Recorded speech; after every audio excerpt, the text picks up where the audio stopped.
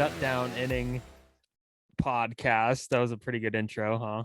We're back on the mound, Tyler. I like it. Yeah, Steven Rissotto here. We're back out there.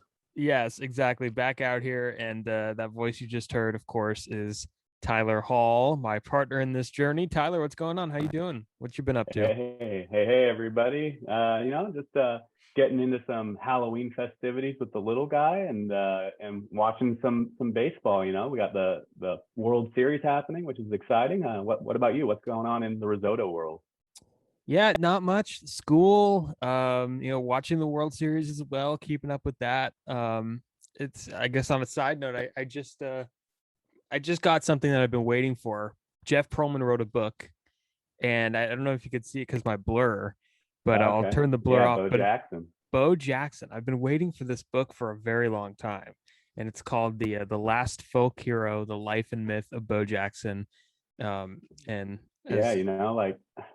got to be. Let me know how the book is. He's got to be at the top of most people's lists on like, if a guy could have stayed healthy, what could he have been? Because I know Bo's a little before your time. He was even pretty early in my life, but he was just amazing. If you haven't watched it, listeners, go watch some Bo Jackson highlights of when he was like healthy Bo Jackson. It was ridiculous. He could do everything on the football field and the baseball field. It was phenomenal. Yeah, and some of the stories that I've heard of Jeff Pearlman going on the Today Show and promoting the book, I've heard, running up walls and high school myths that could be, true or not, that people are amazed by, and great throws and big home runs and a lot of stuff that he did on the football field. There's one play that always sticks out to me with Bo. There was in the Kingdome in Seattle. Harold Reynolds was trying to score from first, and Jackson threw a seed to the plate from the wall in left field. I think it got to the plate on the fly, and he got Reynolds out. And Reynolds was pissed. I think he threw his helmet, but he got him. So let me know how the book is, man. I will, yeah, for sure. But yeah, I was happy that came in the mail. But no, World Series underway, and I know last time we talked, we did talk a lot about the Houston Astros. They were kind of in progress. The game was in progress actually when we recorded, and we knew the Phillies were going in, and now the matchup is the Astros and the Phillies. And do you have a dog in the race? Are you pulling for one team over the other? Not really. I mean, I'm a big Bryce Harper fan. I think I mentioned that on the last one. So I'm rooting for him, and I'm rooting for Dusty Baker. There's been some interesting Dusty calls this World Series so far. The series is tied at 1, of course, after 2 games. Yeah. So, but what have you kind of noticed from this postseason, or I guess this World Series, I should say? Well, I mean, the first thing mentioning Dusty, I feel bad that he's been a part of on the losing side of the last 2 teams to blow a 5-run lead in the World Series game. At least for this go around for Dusty, it was game 1, so the team still has a chance to recover. But 2002 game 6 was kind of a showstopper for the Giants, unfortunately. So I'll be happy with a competitive series. So I'm happy that's a 1-1 series. I'm glad no team's up 2-0. So hopefully we have a long series ahead of us. And the first game, I think it just showed, the Astros jumped out to that lead, and a lot of people I think have the Astros winning this series no matter who they're pulling for. And so it's kind of like, okay, here we go. The Astros are going to run them out. And, the Phillies, the fighting Phils, they bounced back and forced it to extras. And Real Muto hit a home run. I think that was the first, I forget the exact stat, but basically the first catcher to hit a go-ahead home run that late in a World Series game since Carlton Fisk. With the famous, steering it fair. So, I'm stoked that it's 1-1.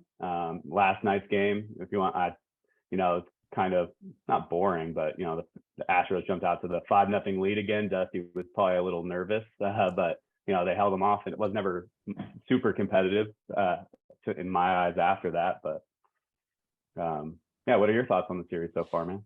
Yeah, no, I've enjoyed it. Game 1 was outstanding. I really enjoyed game 1. It was an interesting game. I saw the 5-run lead thing. The Astros jump on top, and Verlander coughs up the 5-run lead, And there's all this talk going in about Justin Verlander, how he's a bad World Series pitcher. And like the stats back it up. Like, I mean, you look at Kershaw's postseason and Verlander's postseason, Kershaw's better.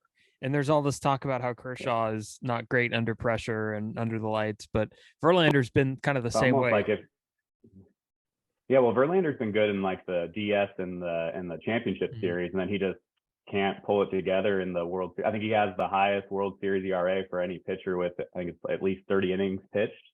Fun little nugget if for the Giants fans listeners out there, Bumgarner obviously has the lowest ERA. Did you see the stat? I did. If Bumgarner pitched another World Series game and gave up 23 home runs to lead off the game, and that's all he did, he'd still have a lower career World Series ERA than Verlander. Man, that's wild. That's why. And Dusty, like going it, like I'm not going to say I saw it happening unfold in that inning. No, but like Dusty Baker was a little too slow to the punch. I mean, in a World Series game, you can't let an inning unravel like that.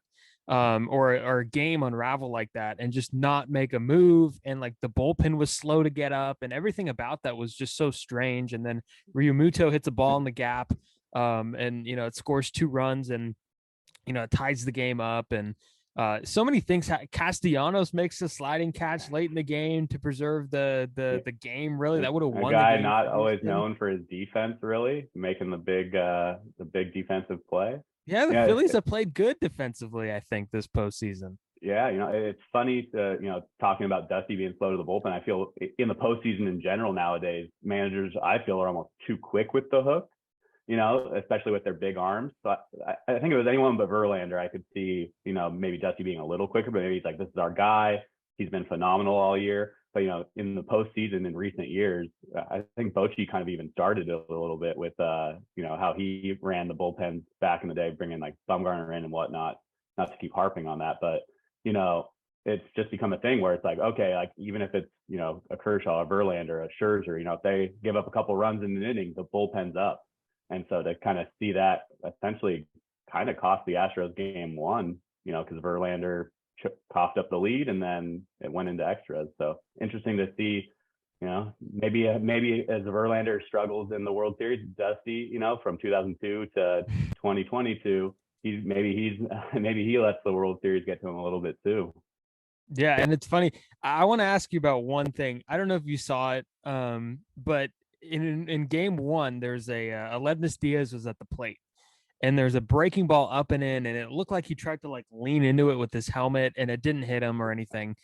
And then the 2-0 pitch was like a breaking ball, and he stuck his left elbow out in front of the plate. The ball would have been a strike. First of all, it should have been called a strike. It wasn't. And they say, oh, you leaned into it. You were hit by the pitch. You were not hit by the pitch. You leaned into it. And I thought to myself, dude, you have a chance to like give your team the lead here, and you're leaning into a pitch to try and get on first base, and you wouldn't even be the winning run. That run doesn't matter. I couldn't believe it. I guess, maybe he just wasn't seeing the ball well. Maybe he just wasn't confident in his ability to get a hit. It kind of reminds me of when Grisham bunted in the previous series when they needed a run and they had 2 outs left to score, and he basically gave himself up. Maybe he was just like, I'm not seeing this guy. I need to just extend this inning and get on base however I can. And I guess he thought leaning into the strike zone was the best way to do that. I couldn't believe it. I could not believe it. And then he had a horrible swing on 3-0, and he swung at a pitch like way out of the zone. And I was like, dude, what are you doing? This is a horrible at bat. But it showed me that like he didn't want to be there, and the moment was like too big for him. Yeah, if the Astros win game 1, do you think using the illegal bat becomes more of a thing? That's right. I don't know. I mean, that was weird that like it was just like, oh, you need to stop using the bat, because for those that don't know, Martin Maldonado like got a bat from Albert Pujols that was banned for everybody else, but not Albert, because it was like banned after Pujols. Yeah, he was grandfathered in. It was banned after he's been in the league for a while. And Maldonado used the bat, and then like I feel like any other instance, not the World Series, like he's suspended or something. Yeah. Yeah. I think he would be But suspended. I didn't even see, how did it even come to light? Did someone on the Phillies notice it, or did the umpires check the bat later? I didn't even hear how it got discovered. I don't know. All of a sudden, Tom Verducci came on the broadcast and said, Martin Maldonado is using a bat. That's actually illegal. And then all of a sudden, the next day, they're like, yeah, MLB told him to stop. So, I mean, if Verducci didn't report it to the world, he might still be using it. Yeah. And maybe trying to channel that second half Albert Pujols into the World Series. Exactly. But it's funny. It's funny that happened. It's crazy. Yeah. I like I said, though, I'm glad it's a 1-1 series. I was surprised that Wheeler struggled as much as he did, just because he was so dominant in the NLCS. But I think the Phillies announced they're going with Thor in Game 3, so we'll see how that works out. I can't wait to see Philly on Halloween. That city on Halloween. Oh my God! In the World Series, can you imagine? Jeez. Yeah, like if it does go 7, what day does the series end if it goes 7? It would end on. See, I should probably have this. It would be, if it goes 7, I believe Saturday, November 7th. Yeah. Yeah. So probably our next episode will be talking about how this unfolds. Yeah, that's right. We'll have a lot of baseball to discuss, and we'll have a world champion. I hope we have 5 more games to discuss, because game 7 in the World Series, and I think we'll talk about some Game 7s here in a little bit, but Game 7s of the World Series, even if it's not one of your teams in it, it's just unmatched in my mind. So hopefully we have 5 more games to talk about next Sunday, man. 100%. And the way it's managed, everything about Game 7 is pretty awesome. And there is, I guess, some other news that we wanted to get into in terms of like this off season and free agency and that whole scene. Nolan Arenado is going to opt in to his contract. Like, there's some discussion that he might opt out and he's going to return back to St. Louis. And I think, like, even if he did opt out, I think he talked about like wanting to go back to St. Louis. And I think he's opting into, I believe it's 5 years. Yeah, 5 years, 144. That sounds about right. But are you shocked by this? Because I don't know if I am. I'm not necessarily shocked. I was kind of hoping he would opt out just to see if the Giants made a run at him, because I think he would have been an awesome fit for the Giants. But I think if anyone should be pissed off right now, it's probably the Colorado Rockies, because they, if he would have opted out, that contract is gone. So, that's what makes me think maybe Arenado, if he planned to stay with the Cardinals anyway, maybe the Cardinals and him talking were like, hey, like, you can help our team financially if you stay on. We can extend you another year or so down the road, maybe, if we want to, a year or two. But I think the Rockies are on the hook for, I think it's $25 million next year, $5 million the next 2. So $35 million of that 144 isn't even coming out of the Cardinals, payroll. So, if he planned to stay with St. Louis anyway, he kind of did the team a solid, puts them in a better chance. He wants to win a World Series, so puts him, the team in a better spot to put a team around him to make that happen. So, and how awesome would that have been if, like, the incentive was like, hey, the team that traded you, like, you have a chance to hurt them here. You have a chance to hurt their payroll and everything. Right. Like, I feel like that might have had a part in it, like some kind of revenge factor there. I don't know. Yeah. I mean, partially revenge, and partially like, hey, like, if you're going to stay with us anyway, let's not, and it's not like turning down 5 years and 144 million is a crazy thing for him to do. I mean, he would have been the top third baseman on the market, probably by a long shot right now. It's a lot of shortstops and outfielders, the heavy hitters. But, I think if his plan all along is to stay with St. Louis, it was a no-brainer for him to opt in.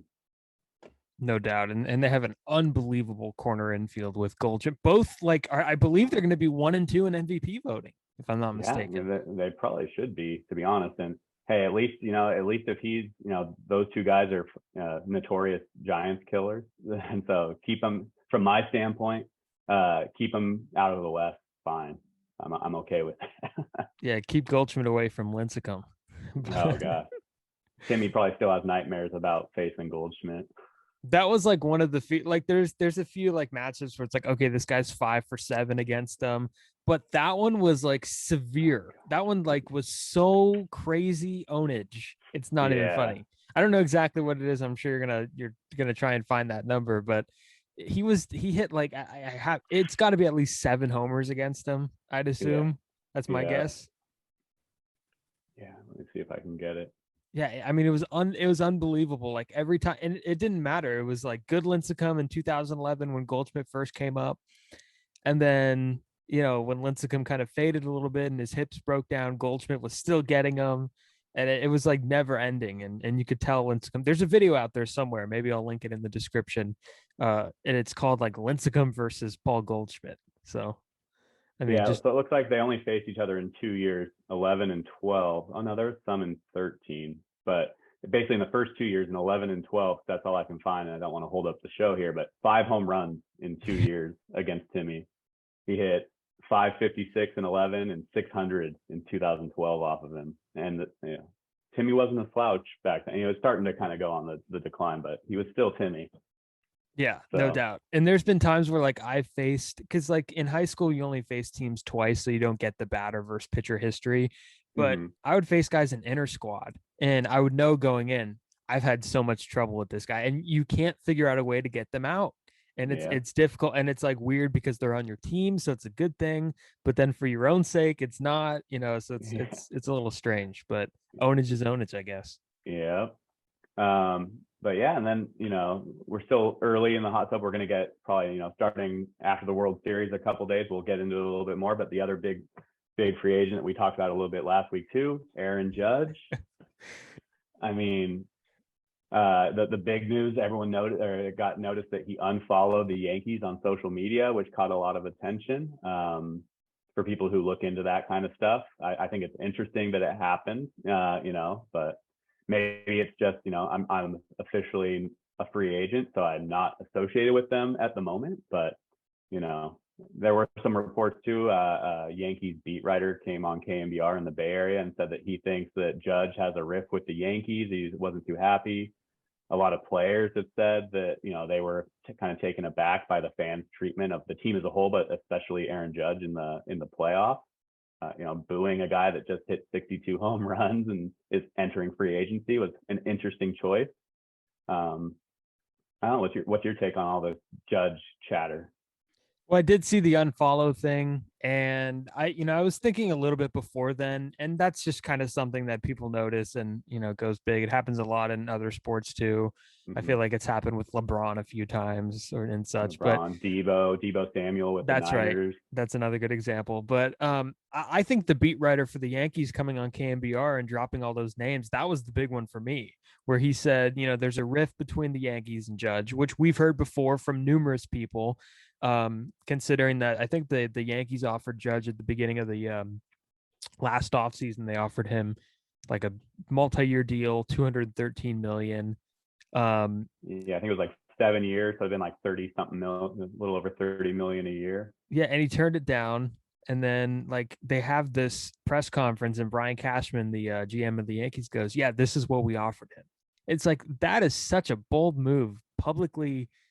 Going public with those negotiations, and like that probably was not fun. Then you had the arbitration thing that like because of the lockout got pushed into the season, and they're trying to lowball him there, which every team does. Arbitration is I wouldn't look too much into the arbitration thing, but the extension negotiations was weird.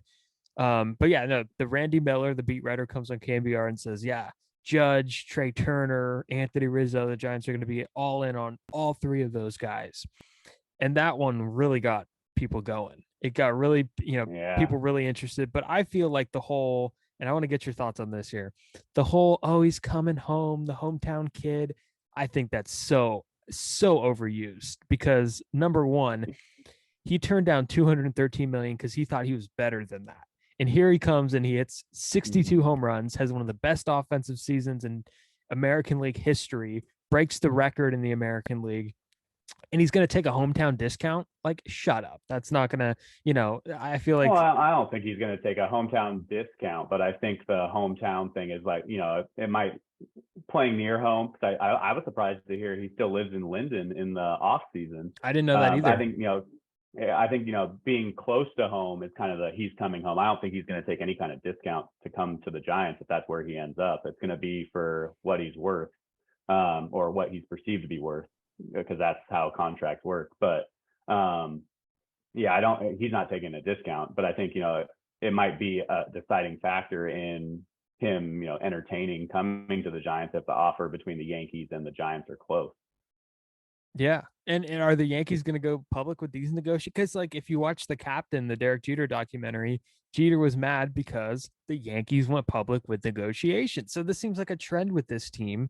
And if they go public, first of all, $213 million is not what he's going to get. He added at least $100 million, I think, onto that contract for sure overall. Yeah. And I don't know. I just think that he would be. I can't see him walking away from New York, Tyler.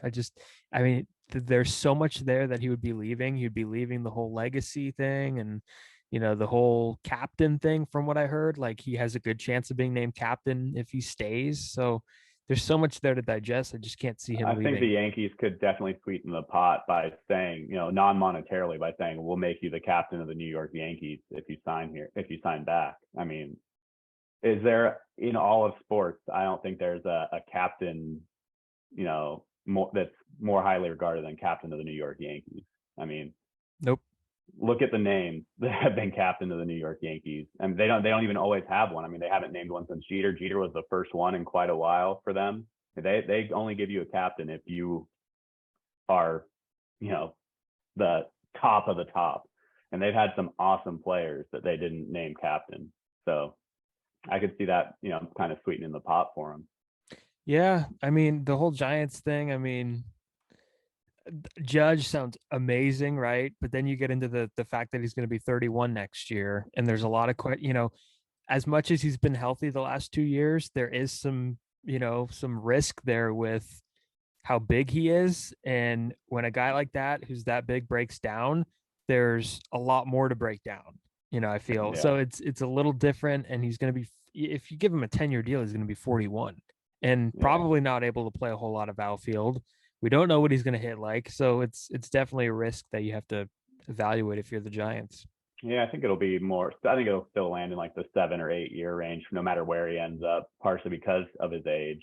I think, DH in both leagues is now kind of an equalizer, where now National League teams can offer the same length of a deal as an American League team because they know that they can plug a guy in later. But once you start talking about any guy getting into his, mid to late 30s, the chance of them breaking down is you're basically paying for the first 3 or 4 years of what you're banking on production wise, and anything after that is gravy. So, But like you said, he's a big dude, more to break down. So we'll see how it all shakes out. Yeah. And of course, Judge was a part of this postseason, and me and you were talking about, let's do something fun on episode 2. We're like, we got to figure out some like fun exercises to do. And the off season's going to happen, and we got to fill some time. So we figured the World Series is going on. We figured we'd share some World Series, memories and moments. And I mean, it's a good idea, right? It's perfect timing for this. So I mean, do you remember your first World Series? Yeah, I mean, the first World Series that I actually remember, I remember a little bit of '89 just because of the earthquake. I remember just being confused because there was no game when I thought there was going to be a game that night. But the first World Series I fully remember, it was 1991, the Twins and the Braves, and Kirby Puckett hitting the home run to send it to Game 7, and then Jack Morris having one of the best single games in World Series history, probably in Game 7. And we'll see you all tomorrow night. Yeah. Which kind of really quick, talking about this World Series again, it is weird not having Joe Buck on the World Series. Just a little note there, but that was his dad in '91. But I remember just the Metrodome going nuts. They still have the plexiglass walls above the regular wall, and that's the first one that I fully remember. How about you? I know you're a decade or two after me, probably. Yeah, well, I hopped on the 2010 bandwagon, and I remember that World Series. That was probably the first World Series I remember. I knew I think that was when I first started really paying attention to baseball, of course. And I remember everybody in the city was going nuts, and there's more people that were so hungry for a championship, and people that had never seen one before in San Francisco. And the Giants and Rangers had never won one either, but they were kind of an expansion team in, I believe, the late 60s that happened. And I just remember everybody, zeroing in and how big of a deal it was in San Francisco. And, it started off with, of course, Lincecum in game one. And the one thing I remember was that comebacker that, remember Nelson Cruz hit it, and like there's runners at second and third, I believe. And Lincecum had that brain fart where he tried to run the runner back to third. And I remember thinking, I didn't really know what a force out was at that point. And then later on, I went back and watched. I was like, what is he doing? So that was the first thing I remember about that World Series. But so many things happened. I mean, the Uribe 3-run homer, Matt Cain being scoreless that entire postseason, Lincecum the 8 innings in game 5, and Brian Wilson shutting everybody down. It was such a crazy feeling for a lot of people that I knew that were longtime Giants fans, and to see them get a championship, I think was really cool. I mean, really quick, we didn't plan on this, but could you give us a little reenactment of Edgar Renteria's home run? Lee pitches, Renteria hits a high drive, deep left center field. David Murphy going back, it is gone. Yeah, Dave Fleming, and everybody went nuts at that moment because that was the 3-0 lead, right? And then I think the Rangers, I think maybe somebody went deep, but I mean that was. I want to say it might have been Kinsler. Either I feel like maybe or not Hamilton, but maybe also Nelson Cruz maybe tacked on a solo shot or something. Yeah. But I mean, that was it. That was the one of my favorite part. If you watch the replay of that Renteria home run and they show Rowan was on deck and he like pumps his fist in the background, you can see Rob Manfred, and he does not look happy that Edgar Renteria just hit that home run. Yeah. And if there's a mic'd up version of Rowan, have you seen the mic'd up version? I think he's wearing a mic. And I want to say it's in the franchise, the 2011 Giants. And they show like the replay, and Renteria, Rowan's on deck, and he's like, yes, and and then Andres Torres was in the hole, I think, and he comes up to Rowan on deck and he goes, I told you he would hit one. I told you. Or he said something like, he told me he would hit one. He told me. So I gotta find that. I'll send it to you. It's pretty good footage. Yeah. I mean, Renteria, what a career. And I mean, he had a big World Series with the Marlins. I think it was 97. And then, almost a decade and a half later, doing it again for the Giants. Yeah, barely played in 2010 too. And I think a lot of people were shocked he was on that roster in the postseason. And he was, at the tail end battling through health. And then he comes up big with that big moment. So any other World Series memories for you? Or did you have anything else? Yeah, those were our first. Yeah. But I think it'd be fun if we maybe talked about like our top 3 or 3 big ones that we remember. I think another one from early in my fandom, 93, Joe Carter lived every kid's dream, a walk-off home run. Touch them all, Joe. What was it? You'll never hit a bigger home run in your life. Yeah. And just watching him run the bases. He's like a little kid in Little League. I mean, he lived. When you're in your backyard as a kid, you're like it was game 6, but game 7, World Series. Steven Rissotto comes to the plate. He hits a drive. He lived every kid's dream. And so just to watch him celebrate, he's not even running the bases. He's literally just like jumping, and he like can't contain himself. That was just so cool. Even then as a kid watching it, and then now even just watching it back. And I remember when he signed with the Giants, probably about 5 or 6 years later, he played for the Giants for a year. And I just remember I met him one time and I was just like, that's Joe Carter. He won the World Series. Yeah. Yeah, that's cool that like one guy is known for like one thing. And Joe Carter had a great career, but that's the thing that he's known for. Yeah. And I think he like would not want it any other way. Yeah. Like, I'm the guy that won the World Series. Yeah, absolutely. Heck. Yeah. And I guess one of my moments for that I picked was the following year in 2011, the following year from when my first World Series, I remember the Cardinals and the Rangers were back in it. They were literally about to win the game. And Ron Washington did not take out Nelson Cruz in right field he did not put in the defensive replacement, Andy Chavez, who is known for, making good plays. Remember, he made that great play in the LCS against the Cardinals in 2006, leaping up against the wall at Shea Stadium. And they didn't put him in for whatever. So Cruz was still in the game. And I think the Cardinals were down to their final out in game 6. And they were. And Freese hit a ball to the opposite field. And I was like, this is it. And Cruz, it just went over his head. I think he was playing shallow to begin with because he wanted to be there for the celebration, the World Series celebration. So I remember. They were in a no doubles defense. Yeah, exactly. And it ended up being a triple, and Freese tied the game.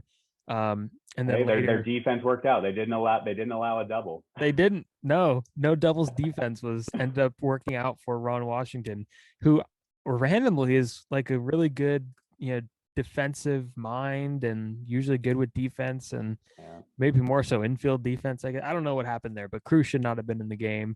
And later in the game, of course, you mentioned the Jack Buck call. Joe Buck, who that year was battling through like major vocal cord, issues. If you hear him in the All-Star game in 2011, he sounded horrible. And it ended up being from like a hair plug thing where like something was rubbing up against it, whatever. But he was not at his best, but he made a great call. Freese hits it in the air to center. We will see you tomorrow night.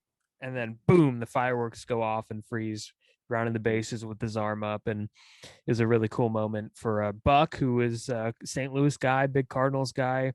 And of course, David Freese to send that game to a game 7. So that's one of my favorite moments. Nice. Yeah. Another one for me would be 04, the Red Sox finally winning. Cause growing up, everyone knew about the curse of the Bambino. And at that point, the Yankees had probably won like 23 or 24. They were probably at 25 or 26.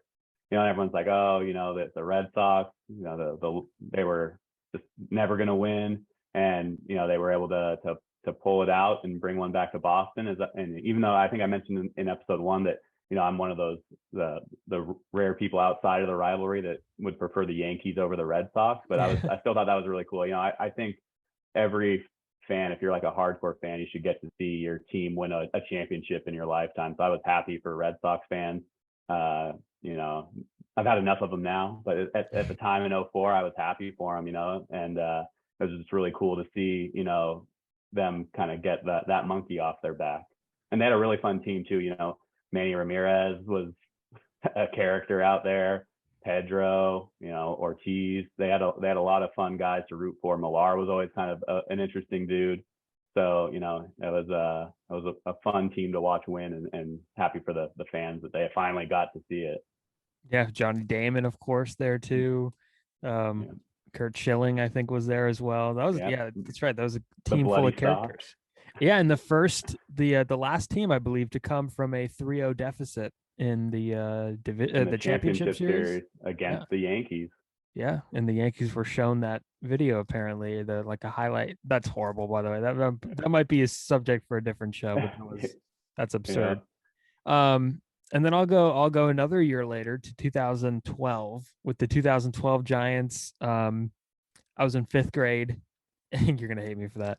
5th grade, and just watching that team, and we had heard so much about how the Tigers were off for like 5 days, and they had no competitive action in almost a week, and the Giants were coming off 2 nail-biting series where they were facing elimination game after elimination game, and they run through and just cruise right past the Tigers. And again, Barry Zito getting game 1 against Verlander. That would not happen now.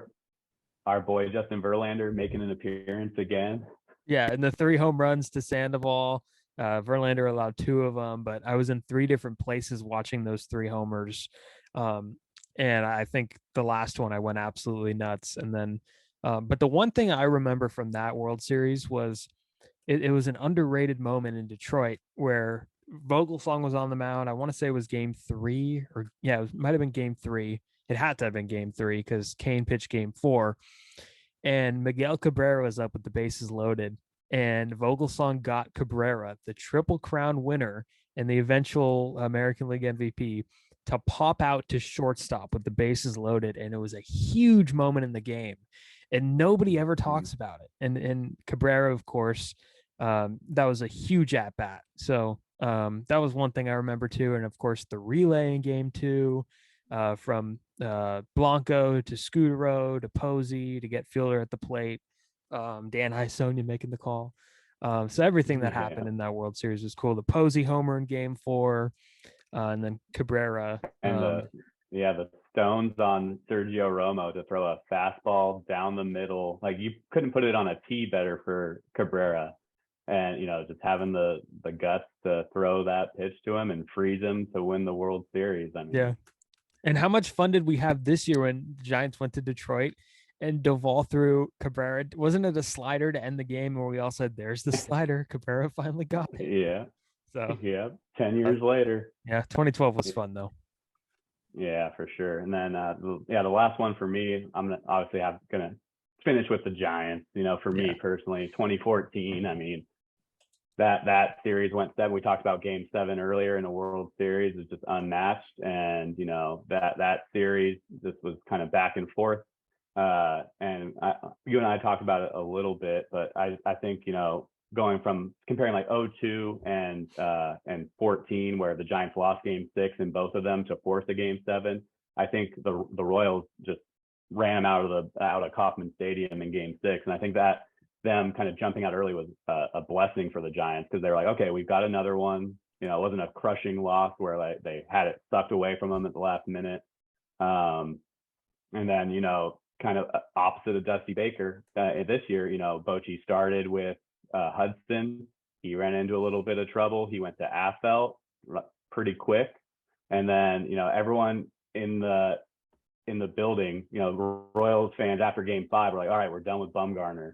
And the doors open, and just the silence at Kauffman Stadium when they open that door and Bumgarner comes walking out. I mean, it was like a movie script, man. It was, and and I think Michael Morse had the go-ahead RBI earlier. I think it was the 4th inning or so.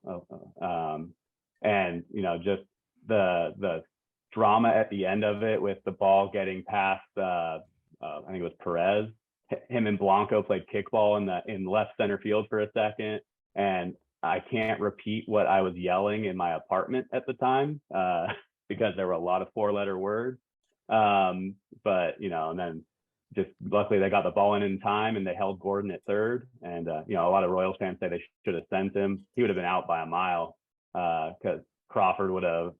He I think the big play that gets missed there is they short hopped Crawford, and he scooped it. He fielded it clean. If he doesn't come up with that clean, maybe they end up sending Gordon. And then, the pop out to Pablo right in front of the Giants dugout, and him just kind of catching and just doing a little snow angel. I think it was right on the World Series logo to end it. And just the buster hug that Bumgarner got, like, you could tell Bumgarner was just spent. He kind of just like fell into Posey's arms. And 3 and 5 years. That might have been the best buster hug. One of them. It's got to be. That was the most. How about this? That was the most like perfectly. Like there was no more. That was the firmest buster hug, I should say, because a lot of them were like, kind of sliding off of him a little bit, right? That one was just like tight and I don't know what I'm saying. Yeah, yeah, I know what I'm picking up what you're putting down, and and I think that just cemented Bumgarner as a legend. I mean, he already. I mean, I think he pitched in that postseason. He pitched like almost 60 innings. It's just unbelievable. I think he pitched 21 innings in that World Series alone, which is just unheard of nowadays. Yeah, absolutely. And so those are my 3 when I think of World Series in my lifetime. Those are ones that stick out to me. Yeah, I'll end it here real quick with another curse that was broken. The Cubs winning the 2016 World Series. This was another one that I got to like sit back. I didn't really have a rooting interest in it. I thought, but then I realized that this is the Cubs year. They have to win it, and they had such a band of characters with Rizzo and Schwarber and uh, Wilson Contreras and all those guys, Lester on the mound, David Ross and Dexter Fowler, such a good team. Javier Baez all the way around, and Giants almost beat them in the division series. Maybe if Cueto gets a chance there again, we don't know what happens, but Game 7 was one of the best games I've ever seen to this day. And just everything that played, all the strategy with Joe Madden, now getting to talk to Joe Madden a little bit about it.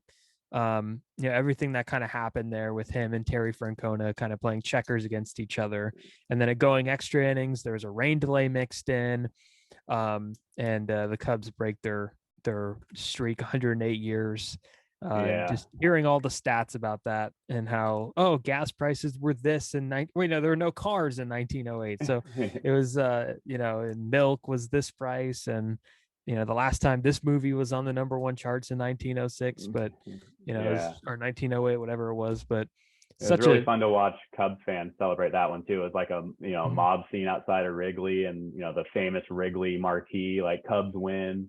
That was really cool. Yeah, for sure. Yeah, so that's probably one of my moments. But I'm glad that we got to talk about some World Series moments. I feel like it's a perfect time to do it, and we tried to mix in some Giants though. So and then and hopefully that this World Series ends with as a memorable one too, and this can be one that everyone will remember. We'll see. Yeah, absolutely, 100%. Well, yeah, another shutdown inning. We cruised through this inning, man. That was like an immaculate inning. We shut it down. Jeez, man, we're on a roll. So episode 2's in the books. Yeah. Thank you everybody for listening. Shoot us anything you want to hear us talk about, any questions, any upcoming topics. The hot stove will be heating up by next week because the series will be over. So, thank you all for listening. Thank you, my man, Steven. Yes, absolutely. We'll have a World Series winner. So let's do it. We'll shut it down next week. Be sure to check us out, Spotify, Apple Podcasts, wherever you find your podcast, YouTube. And see you next time when a World Series winner is crowned.